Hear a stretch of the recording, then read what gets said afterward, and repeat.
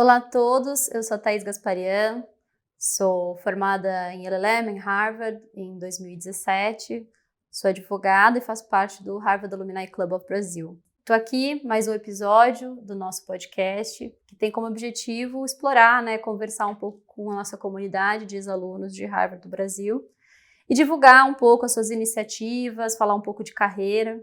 E hoje tenho aqui um prazer tenho dois convidados, ambos de Harvard, cada um com uma formação diferente, os dois cariocas. Um deles é o Thiago Piccolo. Ele se formou em undergrad em Harvard em 2001, depois fez o OPM, se formou em 2016, passou aí por um monte de indústrias diferentes, de setores diferentes, e hoje é o CEO da ReGreen.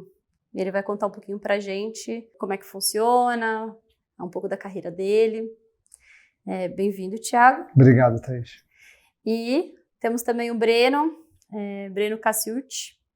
Ele é formado em administração na UFRJ em 2009. Se formou também em Direito na UERJ em 2010. Fez MBA na FGV, se formou em 2011. LLM em Harvard em 2016. E o doutorado na São Francisco, em São Paulo, na USP, em 2021. Ainda concluindo. Né? Ainda vai apresentar aí a tese. Bem-vindo, Breno. Obrigado. Eu queria dar as boas-vindas aqui. Nosso podcast tem que ser uma conversa, então fiquem à vontade aí para fazer as intervenções que vocês quiserem. Quero que seja realmente informal. Mas quero começar com uma pergunta. Como é que foi aplicar para Harvard? Como vocês tiveram essa ideia? Como isso se encaixou no plano de carreira de vocês? E como vocês acham que essa experiência contribuiu para vocês depois, ao longo da vida, ao longo da carreira? Thiago? Posso começar, com certeza. Como você mencionou na abertura, eu já apliquei para Harvard 2 vezes, então e cada vez teve uma motivação e um contexto bem diferente. A primeira vez eu tinha 16 para 17 anos.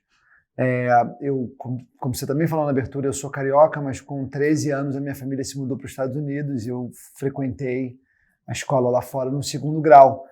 Então, para mim, estudar em Harvard não foi uma coisa assim, pelo menos inicialmente, completamente pensada.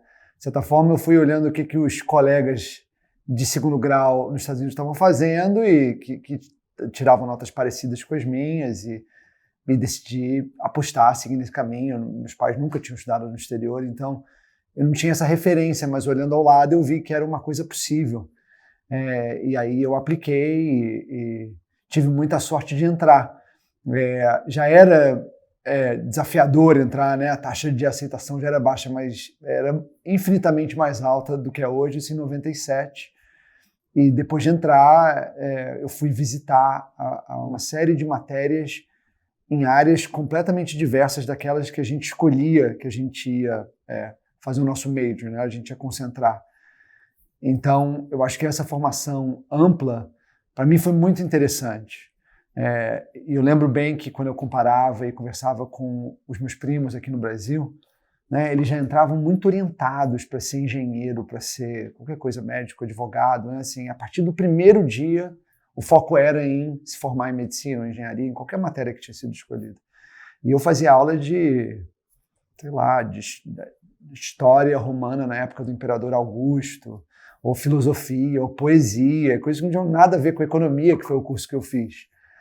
E eu acho que isso foi muito bom, porque de fato depois que eu me formei e fui trabalhar num banco de investimento, eu vi que tudo que eu precisava aprender prático para trabalhar no banco de investimento, finanças, como é que fazia um modelo, como é que fazia um valuation, o pessoal que estava fazendo isso no dia a dia estava muito mais capacitado a me ensinar esse negócio do jeito verdadeiro do que os professores que estavam lá na academia, né?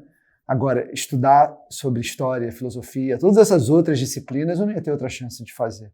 Então, acho que isso realmente é muito diferente de Harvard e eu acho que isso contribui muito para a formação de um jovem, para a cultura geral. Então, eu gostei muito e vejo o impacto que isso teve para mim.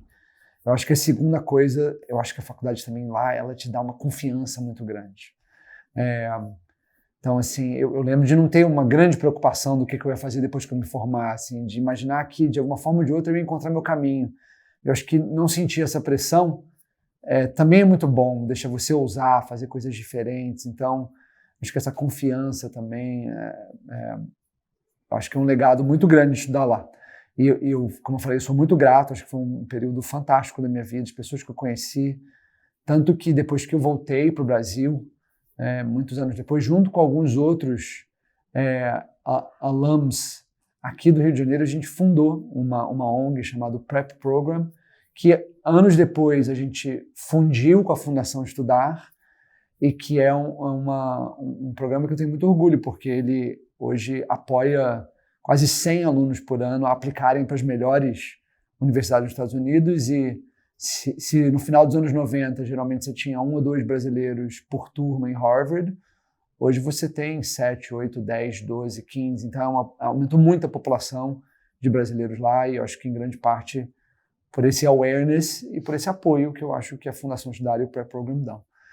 O segundo momento onde eu apliquei para Harvard foi na época do OPM, então eu formei em 2001 e apliquei para o OPM em 2014, foram quase 13 anos sem voltar para a sala de aula, outro contexto completamente diferente, foi ótimo voltar para a sala de aula, obviamente que a Business School é outra dinâmica, outro ambiente, mas foi muito legal também, é um curso que reúne geralmente donos de empresas e CEOs de empresa. E pelo menos no meu ano tinha muito mais dono do que tinha CEO, então para mim foi uma experiência muito rica e única interagir com esses donos, porque eles têm um jeito muito diferente, né? Talvez o meu jeito, um jeito um pouco mais cartesiano, mais formal, talvez até mais acadêmico, e os donos, assim, um jeito muito mais do instinto, da tomada de decisão de quem viveu e construiu e teve que enfrentar essas coisas sem talvez a mesma formação que eu tive, mas eu achei muito interessante aprender deles e estar em Harvard novamente. São 2 momentos muito diferentes e eu tenho um grande carinho pela universidade. E com o OPM, conta pra gente, como é que funciona? São quantos? São 3 anos? O OPM são 3 anos e são 3 semanas em 3 anos, então um total de 9 semanas. Ele segue o modelo de cases, que é, enfim, a marca registrada lá da Harvard Business School, e ele reúne esse público de donos de empresa, empreendedores e CEOs. Então são pessoas que têm geralmente uma história longa já. Não é gente que se formou agora, ou 2 ou 3 anos de Wall Street que decidiu fazer um MBA. São pessoas que têm 20 anos, 30 anos, não sei dizer a idade média, mas eu me aventuro a dizer que é de 45 e 50, então são pessoas que têm muita história. E aí a gente quebra em living groups, né? Então, quando você chega lá, eles te dividem em um grupo de mais 8, 9, tentam ter bastante diversidade, não botar muitas pessoas da mesma indústria, muitas pessoas do mesmo país. Você mora junto, né, numa das residências da Business School, e todo dia de manhã tem as discussões do cases antes de ir para a aula. Então, é muito legal. Programa nota 10. Bacana. 2 experiências bem diferentes. Bem diferente. Legal. E você, Breno, como é que foi a decisão de aplicar para o LLM? Como foi a experiência lá? O que ela contribuiu para você? Acho que a minha formação acadêmica e profissional, ela não é muito diferente da de tantos outros, né?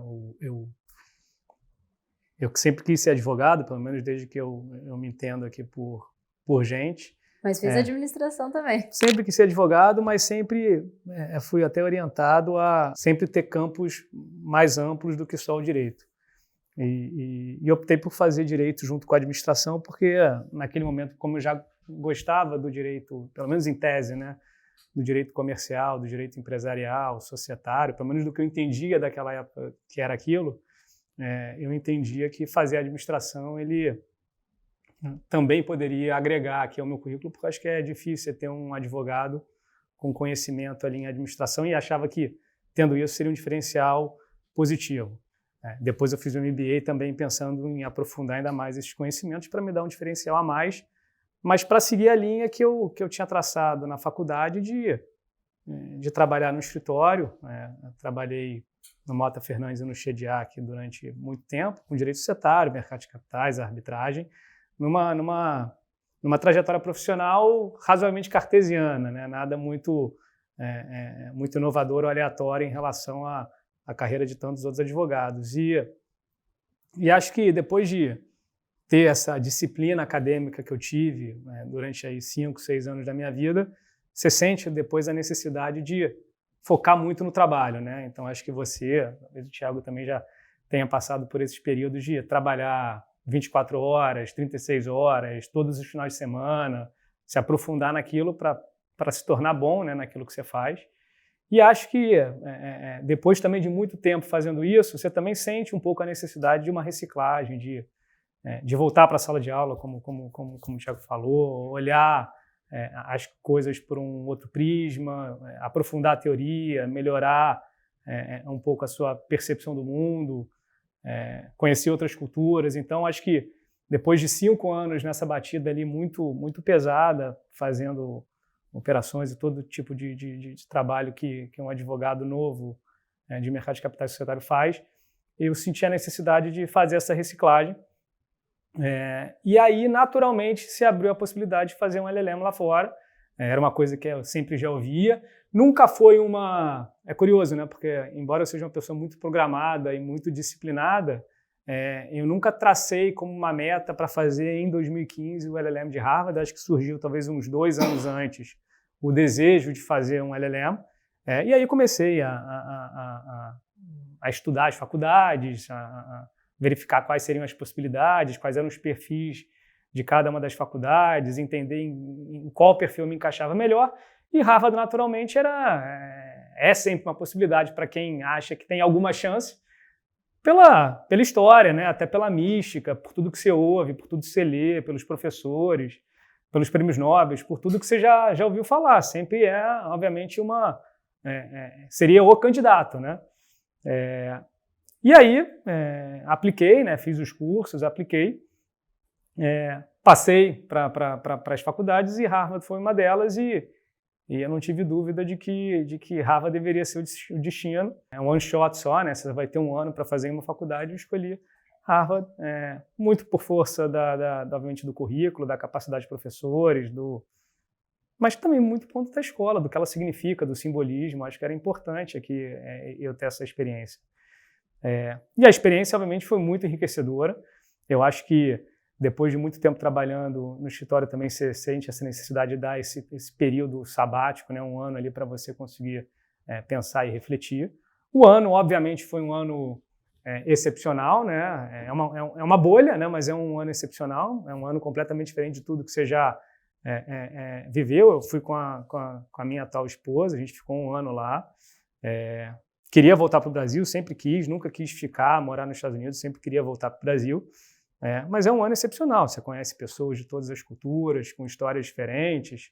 Se sente até um pouco mal, né? Porque como o perfil de Harvard ele tem uma força em direito societário muito grande, mas não talvez o principal, né? Então você vê muita gente de direitos humanos, muita gente de direito público. E Harvard é campeã em fazer aquelas reunions para você conhecer as pessoas, né? Então eu me lembro de uma história que tinha acabado de chegar, e aí tinha um grupinho, que acabou sendo um grupinho que acabei até formando uma das minhas melhores amizades no LLM. Aí quando o pessoal começa a se apresentar, né?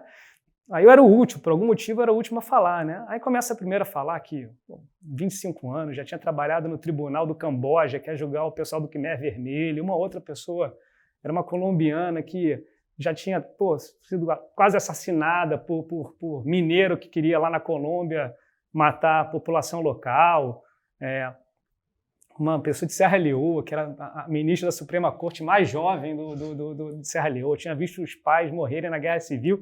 Eram umas histórias assim, cinematográficas. E aí, obviamente, chega a minha vez e a gente fala em Harvard da síndrome do impostor, né? E aí aquilo, aí eu falei que eu tinha que falar, né? Mas é o tipo de experiência com que você se confronta, né? Que é um mundo completamente diferente. Você conhecer essas pessoas, essas histórias de vida que são fantásticas, né? Fabuloso, uma pessoa de 30 anos, 28 anos, com todas as experiências que você consegue reunir lá. Então o ano foi ótimo, acho que eu aproveitei muito o ano lá, pessoalmente e academicamente. Eu acho que eu voltei de lá um advogado melhor, com mais conhecimento, intelectualmente mais maduro, mais experiente. Foi lá que, por força até da influência de alguns dos amigos brasileiros que eu fiz lá, que eu entrei no doutorado, para, enfim, continuar ampliando as fronteiras ali, né, dos estudos depois de Harvard. E a experiência foi ótima. Voltei para o escritório e, alguns anos depois, tive a oportunidade de sair aqui para a Oracle. Mas Harvard nunca foi é curioso, né? Hoje, olhando para trás, eu encaro o evento Harvard de 3 formas, né? Sob 3 perspectivas distintas, né? No passado, no presente e no futuro. Eu acho que no passado, no meu caso pelo menos, eu nunca programei para Harvard, como eu falei. Mas acho que se olhando até a minha história, até entrar em Harvard, eu acho que ter um currículo razoavelmente diverso, né? ter hobbies, ser uma pessoa... As pessoas acham que para ir para Harvard você tem que ser o cara que fica estudando, né, 25 horas por dia, 24 horas por dia, o que quer que seja. E não é, né? Você tem ali ter um currículo diverso, ter interesses, ter interesses além do estudo, estar envolvido em trabalho voluntário. Então, assim, o currículo que eu tinha desenhado até aquele momento, por sorte, porque eu acho que também passar para Harvard não tem um misto de competência, mas tem um misto de destino, né? Meio Forrest Gump aqui, sem dúvida nenhuma, fez sentido. Eu consegui construir uma história que é razoavelmente diversa do padrão das pessoas, mesmo estando trabalhado numa coisa tão, abre aspas, comoditizada como é um advogado de societário e direito empresário no Brasil. Então, eu consegui ter essas fontes alternativas de interesses e ter um currículo razoavelmente diverso. O ano em si, aí o presente, né, é um ano fenomenal, uma bolha que você aprende muito, então você tem que tentar sugar o máximo possível daquele ano. Mas eu confesso que a minha experiência na volta foi um pouco diferente do Thiago. O Thiago falou que voltou mais confiante, né? Eu acho que se você não tem também na volta um programa da volta, eu acho que é uma coisa que eu já conversei com algumas pessoas e vejo elas sofrendo. Você pode ficar com uma depressão pós-Harvard, porque você conhece muita gente, com assim, claramente muito bem sucedida para a idade que tem, com horizontes muito amplos, muito abertos. E você muda muito, é 1 ano, ou 3 anos, ou 3 semanas, mas você muda muito. Assim, é uma mudança quase neurológica gigantesca pelas fronteiras que você abre lá na escola. Mas quando você volta, as instituições não mudaram aqui no Brasil, as pessoas que ficaram no Brasil não mudaram tanto assim, então você se sente um pouco aprisionado, talvez. Eu me sentia um pouco aprisionado. Então, assim que eu voltei, eu já, enfim, acho que fazer o doutorado de alguma forma inconscientemente foi para tentar atacar um pouco esse meu incômodo e ampliar, né? Aí comecei a dar aula também, em algum momento na fundação. No escritório, obviamente, estava tentando entrar em alguns assuntos um pouco mais complexos e acabou que tudo isso desembocou na minha ida para a Oracle, que eu acho que, ainda que tenha sido novamente um aleatório, uma questão de destino, casa, né? Acho que essa alternativa profissional, acho que ela atendeu a um desejo meu, que eu acho que vem de Harvard de alguma forma, que eu nutria lá, o que criei lá, o que gerou lá, de ampliar as minhas fronteiras, né? De correr mais risco, de estar exposto a desafios que na sua história pré-Harvard talvez você não estivesse. Se você não tivesse ido, você nunca teria aprendido, querido ultrapassar essa fronteira. Então, acho que sobre a experiência de Harvard, para não tomar muito tempo, acho que é isso que eu consigo falar.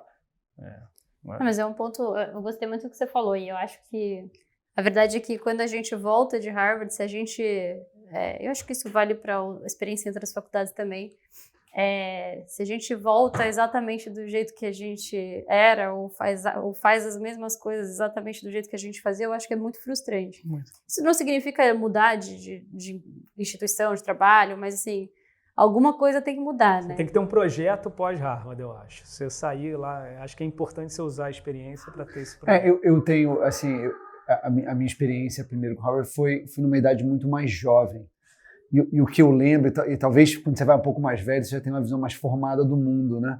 Então eu lembro que eu entrei com um mundo que era um mundo pequeno, um mundo do que eu tinha vivido, da minha cidade, da minha família, daquela realidadezinha que eu vivia. Você era jovem. Eu era muito jovem, então quando eu saí com uma visão de que o mundo era muito maior e que eu podia fazer qualquer coisa no mundo. E onde que, se eu estivesse aqui no Brasil, assim, eu comparo muito com os meus primos, meus amigos, né, assim, onde que eu ia conhecer gente, como você falou, de tudo quanto é país, de tudo quanto é background, rico, pobre, mais ou menos, brilhante, não tão brilhante assim. Então, para mim teve esse aspecto de aumentar muito os meus horizontes.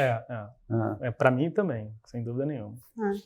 Mas uma coisa que eu senti, assim, quando eu voltei, é que eu tinha muita necessidade de continuar tendo contato com Harvard. Isso, seja com a própria instituição ou com as pessoas, né? Eu me engajei em um monte de coisa aqui de alumni e tal. Foi uma continuidade, né?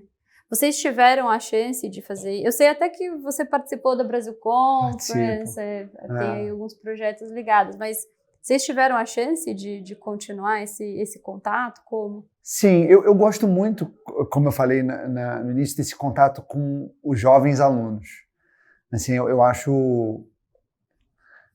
Eu tenho muito essa visão. Eu lembro que eu estava lá na faculdade e que tinha mais gente da Bulgária do que tinha do Brasil. Assim, um negócio que não fazia sentido e isso me incomodava muito. Eu tinha certeza que não era porque o nível acadêmico nosso era inferior do da Bulgária, né? Assim, tinha menos bons alunos no Brasil, que é um país muitas vezes maior do que a Bulgária. Eu lembro que eu estudava aqui no São Bento. Eu lembro que eu não era nem o melhor aluno. Eu falei, pô, se eu que sou o melhor aluno estou aqui em Harvard, estou indo bem, né? Imagina quantos outros podiam estar indo, né? Então, eu acho que o meu maior contato hoje é com esses jovens alunos. Então, tem o Prep Program que eu mencionei, que é um jeito que eu me mantenho muito em contato. Eu faço muita entrevista também. Eu acho maravilhoso. Eu acho que me dá uma energia falar com esse pessoal jovem. Participo muito, já participei de algumas Brasil Conferences. Hoje eu estou no Advisory Board do David Rockefeller Center for Latin American Studies também, que é muito legal. Eu encontro várias formas de manter algum contato com Harvard. Bacana. E o Breno? Eu participei lá de alguns eventos. A Brazilian Conference, acho que o primeiro ano foi no ano que eu estava lá. A gente fez alguns eventos esparsos na Law School também. Na volta, eu me dediquei razoavelmente. Eu acho que é um ponto que eu até gostaria de me dedicar mais. Eu acho que a rotina do dia a dia e o labor day by day ali me consomem de um jeito que eu não consigo me dedicar com afinco não a rede de relacionamento que eu criei em Harvard, porque a rede de relacionamento eu tento, na medida do possível, manter, né? Os amigos que eu fiz, tanto brasileiros quanto internacionais, na medida do possível, essa rede eu tento manter próxima de mim, porque aprecio muito essas pessoas e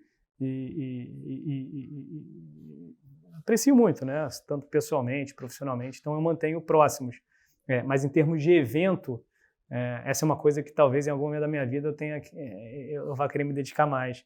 Eu devo mais do que eu pago. Mas sabe, eu me lembro que a gente estava organizando um evento legal e logo veio a pandemia. Você lembra? Pode ser. Foi 2020. Foi 19, 20. 19, 20. Pode ser. A gente tem que retomar esse projeto. E acho importante, né, ter esse...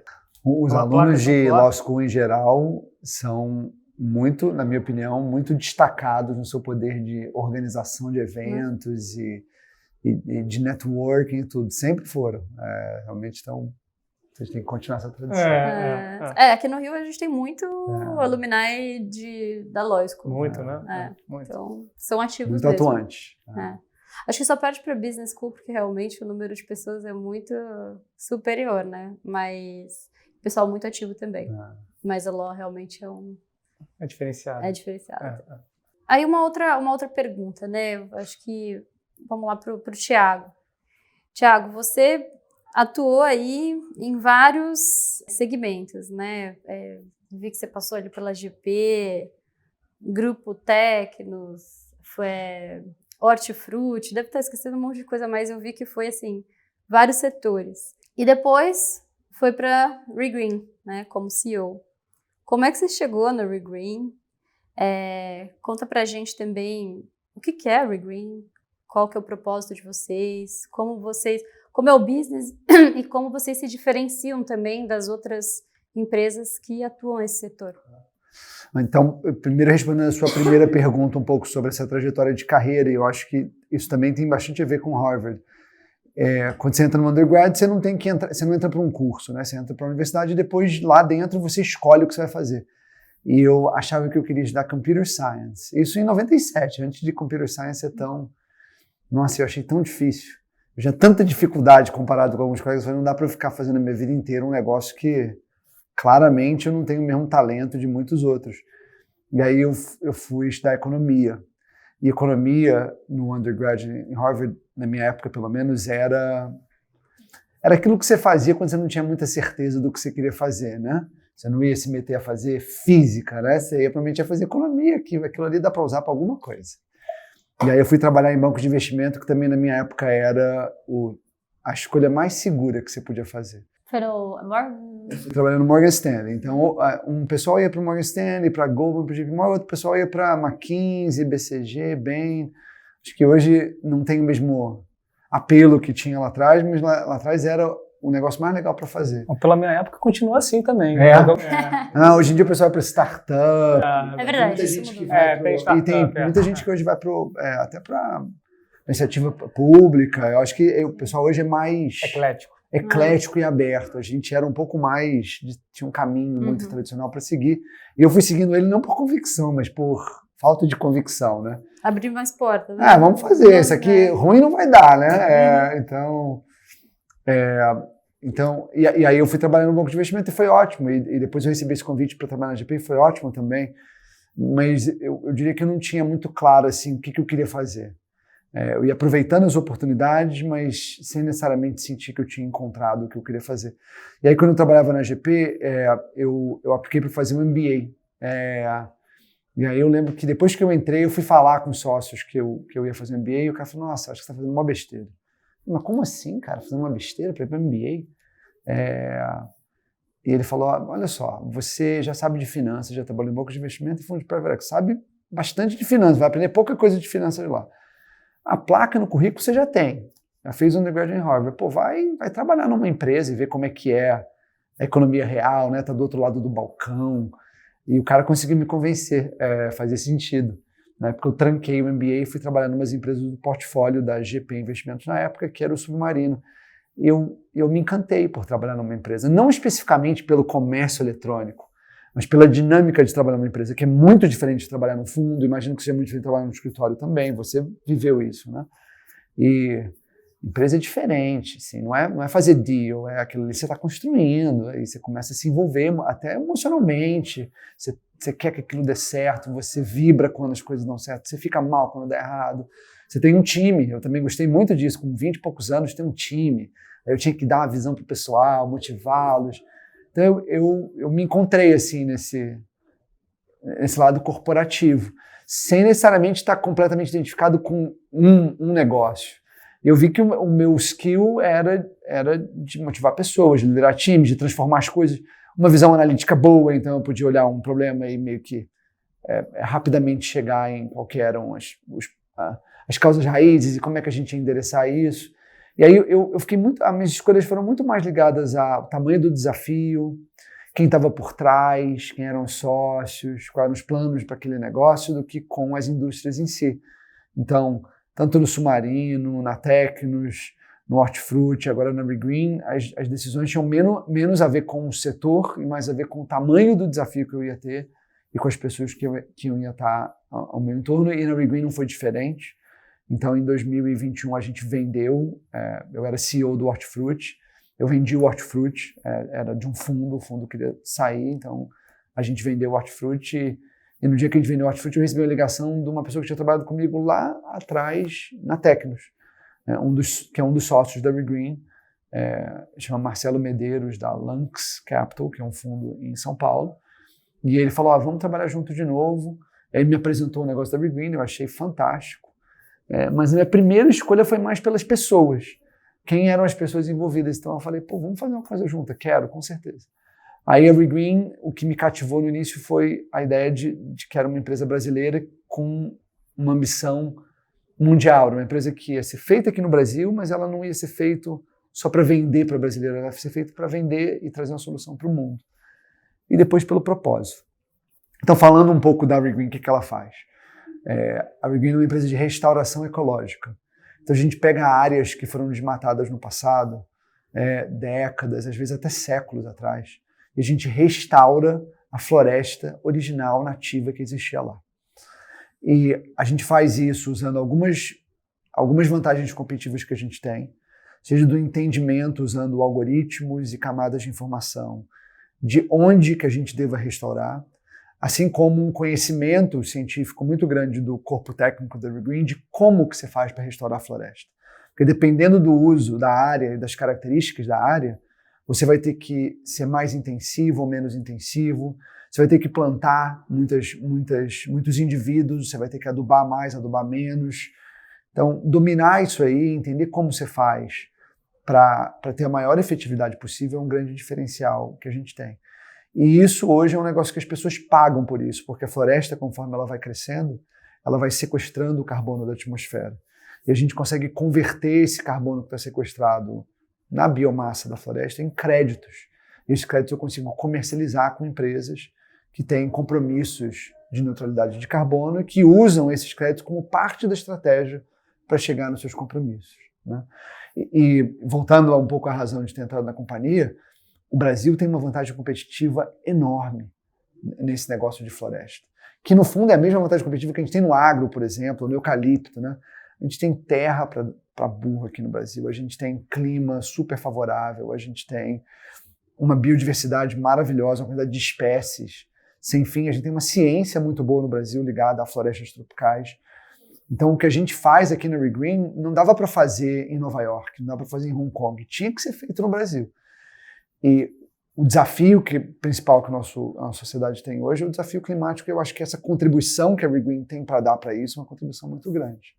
Então, esse é o barato de estar na Evergreen hoje. Bacana. Mas deve ser um negócio, assim, que tem a sua complexidade na hora de implementar, né? Nossa, tem uma complexidade enorme. Porque é um negócio, é uma startup, é uma empresa que começou do zero. A gente foi fundado ali em meados de 2021, recebeu o cheque da Série A em março de 22, então a empresa começou do zero. Ela não começou do zero porque ela vem do trabalho de muitos cientistas, então ali tem um grupo grande de cientistas que vem desenvolvendo as técnicas e as ideias dos algoritmos por muito tempo. Tem o pessoal da Exalc. Da Exalc, que é assim, eu nunca tinha trabalhado antes com cientista, mas o pessoal da Exalc, que é feríssima na parte de forestry, na parte de agricultura, e tem o pessoal da PUC, que é quem domina mais essa parte da análise geoespacial e da otimização de aonde você localiza a restauração.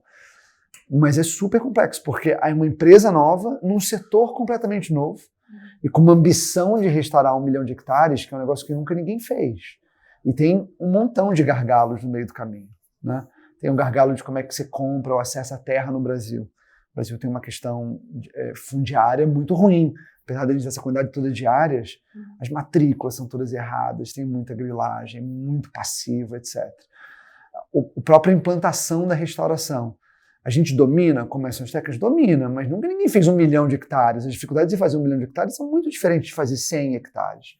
E aí falta semente, falta muda, falta estudos que foram feitos em outras culturas, mas na parte de nativos não foram feitos ainda, de genética, de técnicas de manejo, etc. Aí para você comercializar isso é muito novo. Essas empresas que estão hoje comprando os créditos de carbono estão fazendo isso pela primeira vez.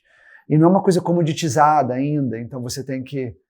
Cada deal é quase como inventar a roda, né? Então você tem que negociar toda a parte jurídica pela primeira vez e segurar na mão do cliente. Então, não é uma coisa simples, mas eu acho que o payoff, se der tudo certo, eu acho que é um payoff que vale a pena, não só para os capitalistas e para os investidores, mas para o propósito da companhia e para a contribuição que a gente pode dar. Eu acho que ainda e tem um fator aí que externo aí também não depende só de vocês, mas que é um fator que vai influenciar muito. Acho que são projetos de lei que estão sendo discutidos. Tem também, tem toda essa parte da regulação. A gente hoje trabalha quase com muito pouca regulação. A gente trabalha no mercado que é voluntário, as empresas elas não são obrigadas ainda, na maioria dos lugares, elas não são obrigadas a perseguir uma neutralidade de carbono. Na Europa um pouco na Califórnia um pouco aqui no Brasil tem um projeto de lei que está agora, já foi aprovado no Senado, se não me engano, e está no Congresso agora, para ser aprovado, onde isso vai começar a ser instituído, mas a aposta que a gente faz é que esse arcabouço todo regulatório ele vai ser criado. A gente atua no mercado voluntário hoje, com pouca regulação, mas a gente entende que essa crescente organização do mercado tende a beneficiar a gente. Não, imagino que dá para fazer um podcast inteiro só. Não, eu falo muito sobre isso. E assim, é muito interessante. O tamanho do problema é gigante, o tamanho da oportunidade é gigante, o tamanho dos desafios são gigantes. E eu vejo a quantidade de pessoas que está interessado nesse tema e está entrando nesse negócio. Eu espero que o banco de investimento de 20 anos atrás, que era o quente era trabalhar na Goldman, no Morgan Stanley, e talvez 10 anos atrás o quente era trabalhar no Facebook, no Google. Eu espero que alguns anos para frente seja trabalhar no Green, ou seja trabalhar em climate tech como um todo, né? Acho que já está acontecendo um pouco e eu acho que vai acontecer mais. Muito bacana.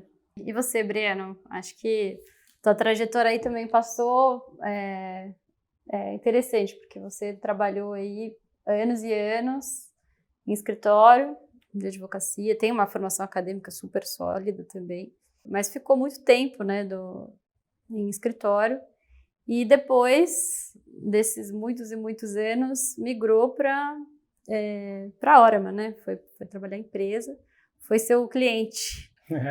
E se eu não me engano, você começou, foi jurídico, mas hoje você passou para um cargo mais operacional. Conta pra gente. Eu acho que no meu caso, acho que é um pouco o que você falou, né, Thaís? Eu fiquei 10 anos ou 11 anos trabalhando no escritório.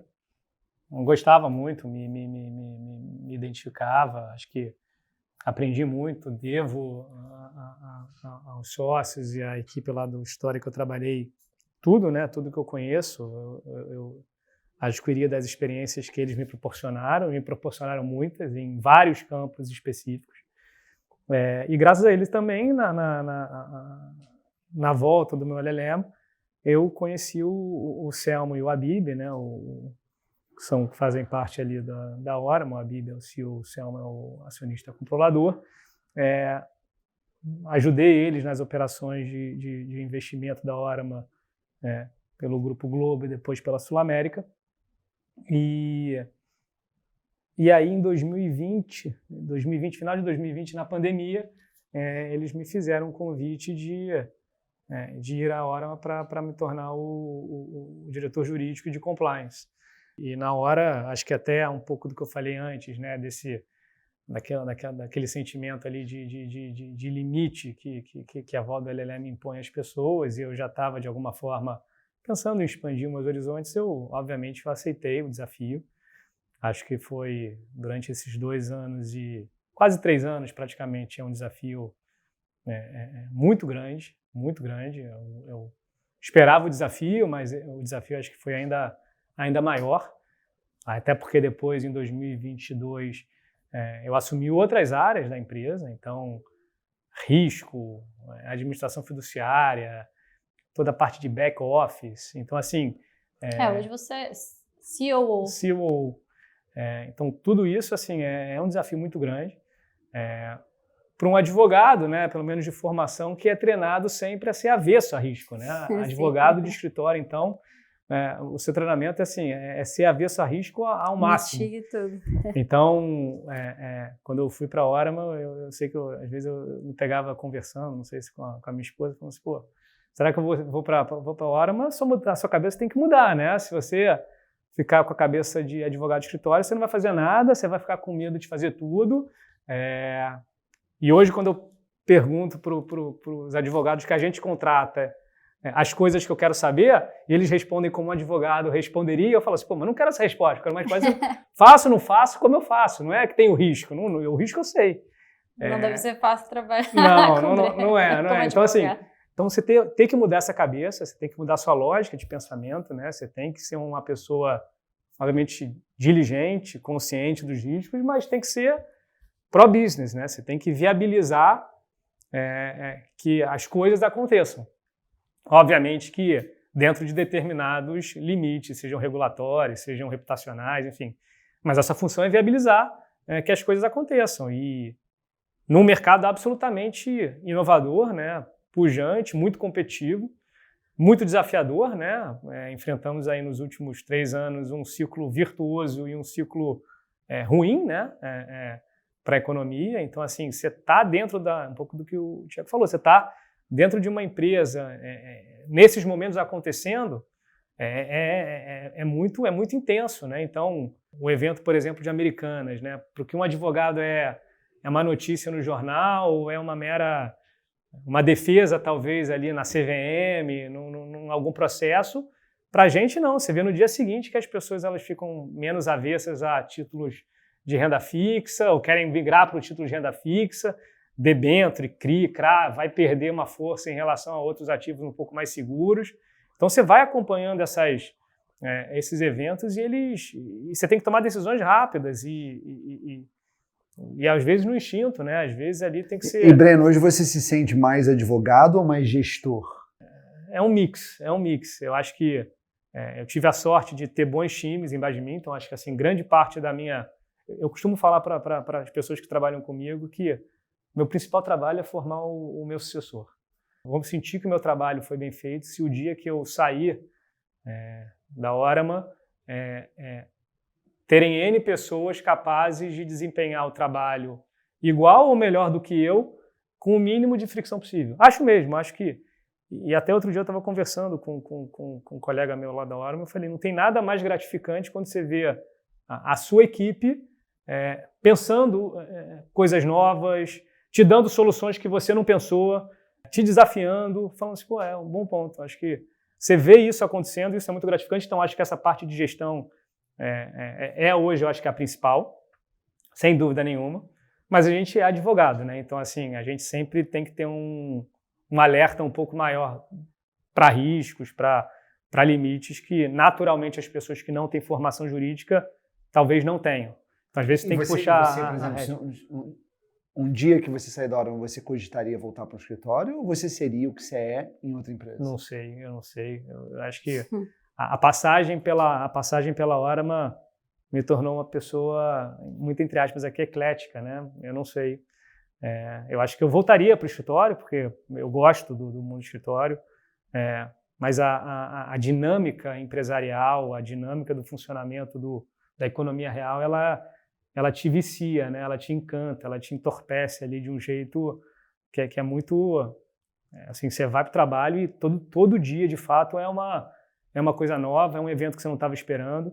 No escritório, bem ou mal, sem depreciar o escritório, quem sou eu, porque eu trabalhei 11 anos, mas você pega um caso, você tem a semana inteira para estudar para o caso, aí você vai fazer um parecer, você consegue ler todos os livros que já escreveram sobre aquele assunto. Pô, mas seus clientes davam muita moleza para você. Então, eu não dou essa moleza. Verticalizar o assunto, você consegue aqui ter... discorda. Não, mas você consegue ter um grau de profundidade no que você faz muito grande. Então, pensa numa operação de M&A. Você vai ficar trabalhando ali uma semana, um mês, 2 meses numa operação de M&A, mas você vai estar focado naquilo. Você vai estar ali virando noite, mas você vai estar trabalhando naquilo, você vai sentar, escrever a cláusula, vai ficar 3 horas escrevendo a cláusula para ver se a cláusula está perfeita. Sim.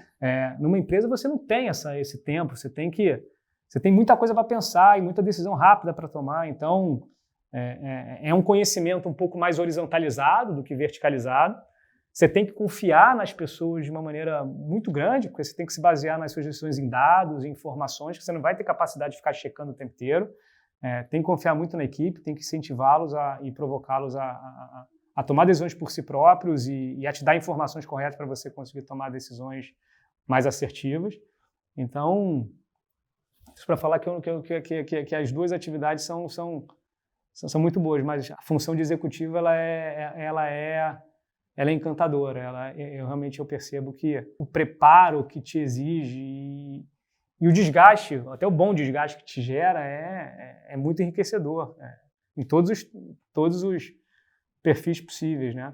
É solitário também de alguma forma, né? Decidir o tempo inteiro, você volta para casa cansado de tomar decisão, então você toma N decisões que podem afetar ali N variáveis distintas. Isso na história de advocacia é um pouco mais difícil, embora você tenha alguma medida. Então a experiência na Orama como executivo é sensacional. Acho que incentivou a melhorar qualidades que no escritório naturalmente não são qualidades que você precisa ter, embora seja recomendável. E é uma experiência riquíssima num mercado, novamente, absolutamente competitivo, como são das fintechs, né? A Orama foi ela Qual que é? Ela é uma distribuidora, né? A Orama, agora falando Conta mais sobre isso. sobre a Orama. Ela é uma distribuidora de valores imobiliários. A função dela ela é distribuir produtos financeiros para os seus clientes. E ao longo desses anos ali, a gente tentou se tornar uma plataforma de investimentos completa, né? No sentido de oferecer educação financeira para as pessoas, oferecer bons produtos financeiros com uma curadoria adequada, com grau de qualidade positivo.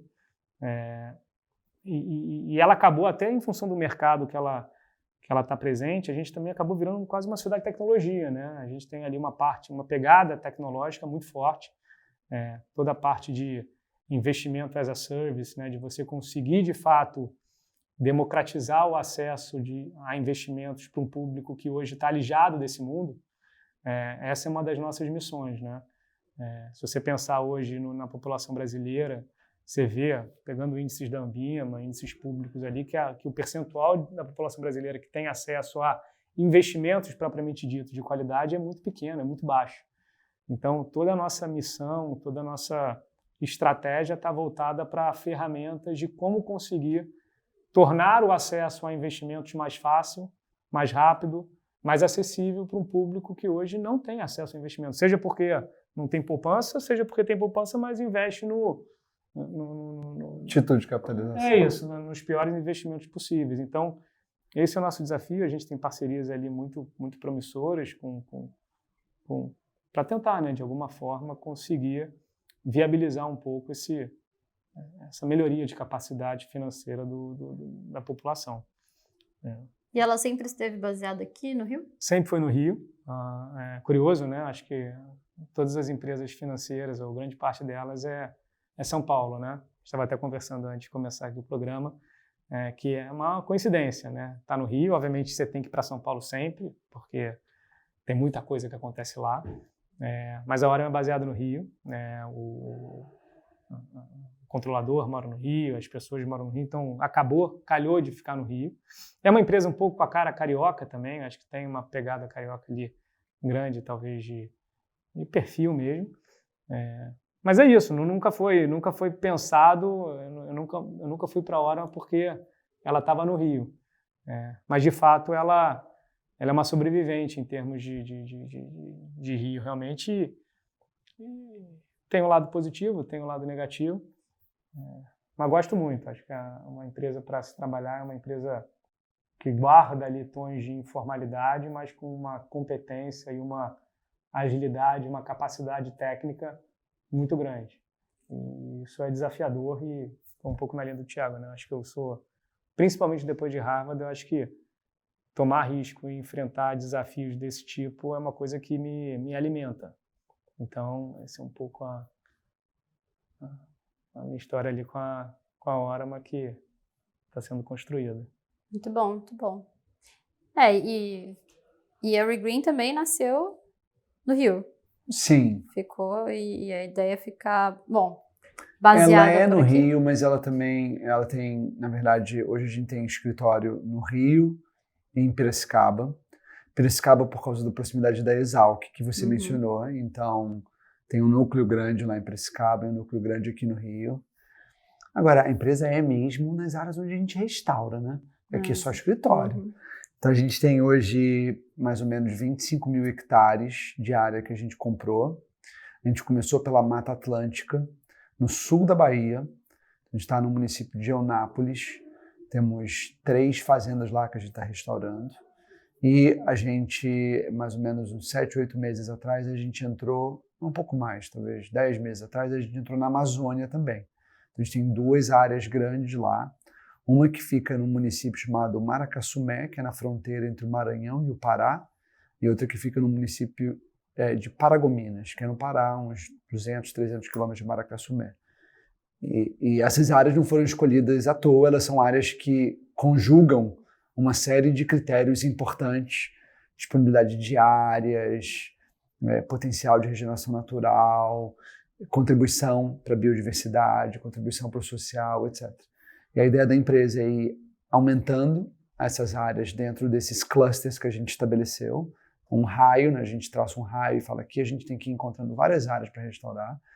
Então, fazer isso lá no norte do Pará, fazer isso no sul da Bahia, e a gente tem a ideia de abrir outros clusters também, inclusive potencialmente aqui no Rio, no Vale do Paraíba, né, que é ali Rio, Minas, São Paulo, que é uma área que foi desmatada há muito tempo atrás, mais de séculos atrás, e uma área que gera muito pouco retorno, né, uma área que foi muito consumida, a terra foi muito mal usada, foi tudo desmatado, a madeira foi vendida, é uma agricultura ruim, uma pecuária ruim, então a gente conseguir criar uma coisa sustentável, de valor, etc., acho que vai ser muito legal. E aí, depois de todas essas histórias incríveis aí de vocês, para a gente também não se alongar muito aqui, não tomar muito tempo de vocês, queria saber quais são os planos para o futuro. Sei que vocês falaram um pouco, né, ao longo aí do podcast, mas e afinal, para onde vamos? Bom, então, eu permiti começar, Breno. Acho que profissionalmente falando, o que eu queria muito é não só ver a Regreen prosperando com uma empresa inovadora, que entrega um produto de qualidade, que alavanca vantagens competitivas do Brasil e entrega uma solução importante para um problema global que a gente tem, mas eu queria ver a gente ajudando a desenvolver um novo setor da economia. A gente é fera, né? Assim, você pensa que o Brasil... Eu trabalhei em muitas empresas, você trouxe os exemplos. A maioria das empresas que eu trabalhei, elas são cópias de modelos que existem lá fora.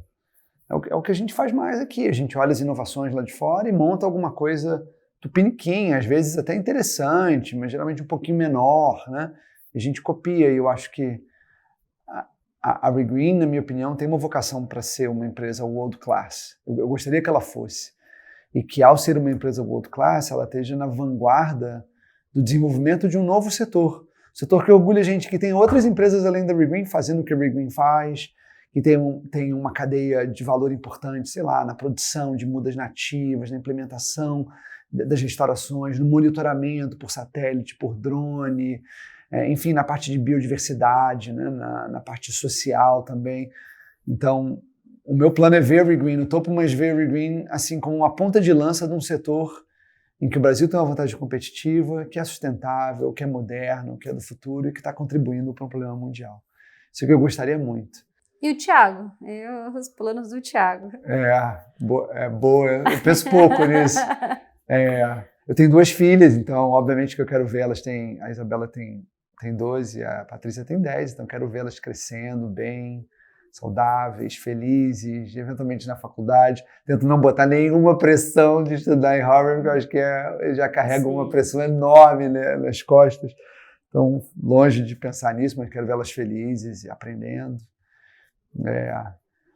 E quem sabe estudando mais também. Eu acho que eu passei...